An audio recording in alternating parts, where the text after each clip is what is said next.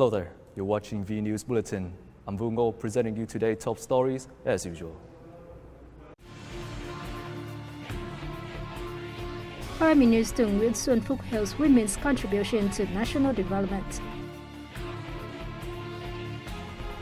Overseas Vietnamese promoting solidarity during conflict in Ukraine. And later on, outside festival underway in Ho Chi Minh City. On the occasion of International Women's Day, Prime Minister Phạm Minh Chính had a meeting with typical leaders, intellectuals, managers and artists who are women on March 7th. Addressing the meeting, Prime Minister Chính affirmed that Vietnamese women have demonstrated their capabilities and virtues in any situations and lines of work, greatly contributing to the national construction and development and international integration. He stressed that throughout Vietnam's history, women have upheld patriotism and indomitability with various bright examples. During peacetime, Vietnamese women have affirmed their roles in all aspects of social life, carrying on the fine traditions. According to the government's leader, Vietnam ranks 60th in the world, 4th in Asia in terms of percentage of women in people's elected bodies. The country also comes 3rd in ASEAN and 47th out of 187 countries and territories in gender equality and political participation. He also emphasized the need to promote quality of female human resources to meet requirements of sustainable development and international integration, realizing sustainable development goals. At the event, the Vietnamese delegates expressed the wish that the party and state will continue to pay heed to women's development, promote gender equality, and take care of the material and spiritual lives of women. Foreign Minister Bùi Thanh Sơn met with representatives of the Polish embassy in Vietnam to discuss measures to help Vietnamese citizens evacuated from Ukraine. Vietnam will conduct the first flight on March 10th to bring home about 300 Vietnamese citizens and their family members who were evacuated from Ukraine and currently present in Poland.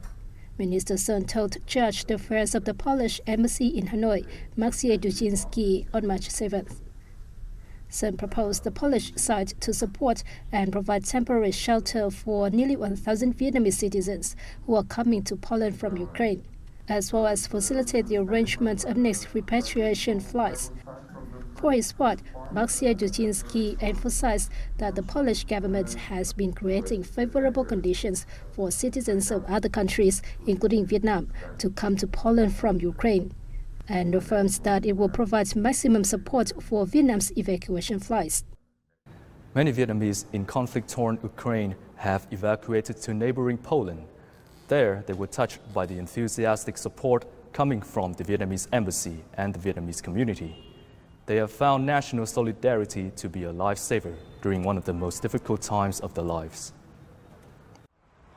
Hundreds of Vietnamese nationals fleeing the military conflict in Ukraine were sent to the Vietnam Buddhist Culture Center in Warsaw on March 5th. They felt more secure after being provided with temporary accommodation and necessities by the Vietnamese embassy, the Vietnamese community, and Nhân Hòa Pagoda. Many are expecting to return to the fatherland soon on one of the Vietnamese government's repatriation flights. We left Ukraine for Poland to seek refuge. We hope the Vietnamese community and the Vietnamese embassy in Poland will help us find a better life in the future. The center has welcomed about 1,000 people and arranged accommodation while trying to lift their spirits. Then, depending on their wishes, we will provide further support. As of the night of March 5th, Nhân Hòa Pagoda has arranged accommodation for around 1,000 Vietnamese from Ukraine. It is also working to providing further support. When we heard there was war in Ukraine and Vietnamese had come to Poland, our pagoda and Buddhist community planned a welcome for them. Many are living in the pagoda. Tonight, we will welcome 60 more people. Dạ thầy. The Vietnamese embassy in Poland is coordinating closely with authorities in the host country, as well as Vietnamese communities and other organizations, to offer timely support to those coming from Ukraine, while carrying out citizen protection work, including bringing Vietnamese nationals home on repatriation flights. Bamboo Airways plans to conduct a flight on March 9th.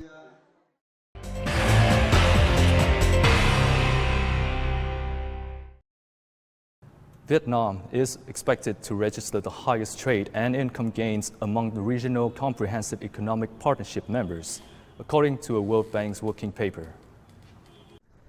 To estimate the economic and distributional impacts of regional comprehensive economic partnership in Vietnam, the World Bank constructed a baseline and 4 alternative scenarios.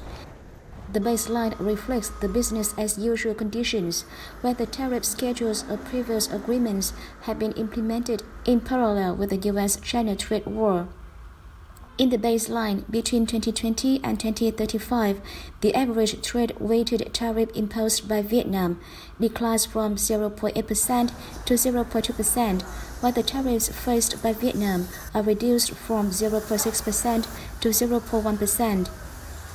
In the baseline, which incorporates long-term trends and accounts for all the current tariff liberalization commitments within the region, except Regional Comprehensive Economic Partnership, real income in Vietnam is expected to grow more than 112% between 2020 and 2035. Many silver linings were seen in Vietnam's economy last month, like high industrial production index, export revenue up more than 10%, and curbed inflation. The General Statistics Office revealed that trade and services maintains their growth rates, with rosy signs seen in lodging, catering, and tourism services. Notably, the number of newly established firms and those resuming their operation in January and February stood at 42,600, a year-on-year increase of over 46%. During the reviewed period, the consumer price index climbed by 1.68%, and core inflation rose 0.67%. Foreign direct investment surged 123.8%, reflecting foreign investors' confidence in the domestic market. Over the past time, the government has also taken appropriate solutions to maintain the stability of the monetary and foreign exchange markets. The General Statistics Office said policies in support of economic recovery, especially the program on socio-economic recovery and development, give a hope that the national economy will further recover and grow in the time ahead. Vietnam occupied over 10% of share in the world's footwear market for the first time in 2020, according to the World Footwear Yearbook 2021. According to the report, which was released by the Portuguese Footwear Components Leather Goods Manufacturers Association, in 2020, the market share of Vietnam rose from 2% to 10.2%. In the year, Vietnam exported about 1.2 billion pairs of shoes. It was followed by Indonesia with 366 million pairs, accounting for 3% of the market share. Meanwhile, China took the top position by providing 7.4 million pairs of shoes to the market. The World Footwear Yearbook 2021 showed that in 2020, about 12.1 billion pairs of shoes were provided to the world. Like previous years, Asia was the supply source of the majority of the product, but the continent's proportion in the total exported shoes in the globe was down. Europe was the only continent that saw a rise in the proportion to nearly 4% from 2011. The charfish industry aims to earn $1.6 billion from charfish export and produce 1.7 million tons of charfish products this year, according to the Agriculture Department of the Directorate of Fisheries under the Ministry of Agriculture and Rural Development. The department said new generation free trade agreements that Vietnam is a member have brought opportunities for Vietnam to promote charfish exports to the EU and US markets. Good recovery has been seen in China, the US, member nations of the Comprehensive and Progressive Agreement for Trans-Pacific Partnership, and the EU, which are the biggest importers of Vietnamese shellfish. Prices of shellfish have increased very high since early this year, bringing an opportunity for farmers and businesses to continue to expand production. However, trade barriers and increasingly strict regulations in import markets require Vietnam's shellfish exporters to make changes to their operations. The Vietnam Association of Seafood Exporters and Producers said that the aquaculture industry needs to build appropriate orientations for shellfish farming to ensure a balance between supply and demand and a stability of price and profit.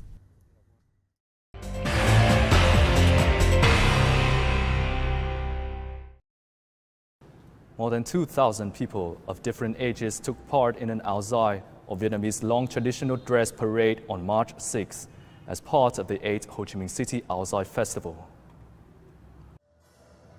The event, themed I Love Vietnamese Áo dài, was jointly organized by Ho Chi Minh City's Department of Tourism, Women's Union, and other agencies. It marks International Women's Day and welcomes the 13th National Women's Congress. Spectators enjoyed a special áo dài parade with bicycles or on the double-decker bus. These images are familiar to visitors when coming to Ho Chi Minh City, contributing to promoting a lively and modern city that is still attached to national cultural values. As an ambassador of the Ho Chi Minh City Áo dài Festival 2022, I wish to continue spreading the love for áo dài to all Vietnamese people. I want everyone to love the Vietnamese traditional dress and see it as an image helping promote Vietnam tourism. The Áo dài Festival, which runs from March 5th to April 15th, aims to introduce the beauty and convenience of áo dài, making it familiar costumes of people in contribution to preserving the nation's cultural identity and promoting the image of the country and Vietnamese people. Local authorities are also encouraging people working in district administration units, government agencies, schools and universities throughout the city to wear áo dài during March. The central province of Quảng Bình has affirmed its appeal among foreign filmmakers, with a film crew from BBC Landmark Natural History series choosing Phong Nha Kẻ Bàng National Park for an upcoming documentary. The film crew, with nearly a ton of specialized equipment, will spend nearly 3 weeks capturing the stunning views within Phong Nha Kẻ Bàng National Park. Upon release, the documentary will provide amazing details about the park to an estimated 500 million people around the world. Son Doong Cave is one of the most beautiful places I've been to ever. It's so large, and yet every part of it is unique and special. When we saw the sunbeams coming into the dough line, it was truly one of the most special things I've ever seen. Phong Nha Kẻ Bàng attracted the crew for its stunning caves, primeval forests, and marvelous ecosystem. It also boasts a range of tourism offerings and excellent cuisine. It has so many different aspects to it. So it has weather systems blowing through, it has the dough lines and the forest inside the cave, it has rivers, and so it's this uniqueness that provides a film crew endless opportunities to film and show something different to the world. The documentary will play an important role at this time, helping the province reopen its tourism to international visitors. I hope this will bring Quảng Bing's landscapes closer to foreign friends, helping us attract more visitors and gradually recover local tourism. Many renowned photographers have come to discover the magical beauty of Quảng Bình. Google has also teamed up with the locality to popularize local travel destinations on YouTube and Google Arts and Culture.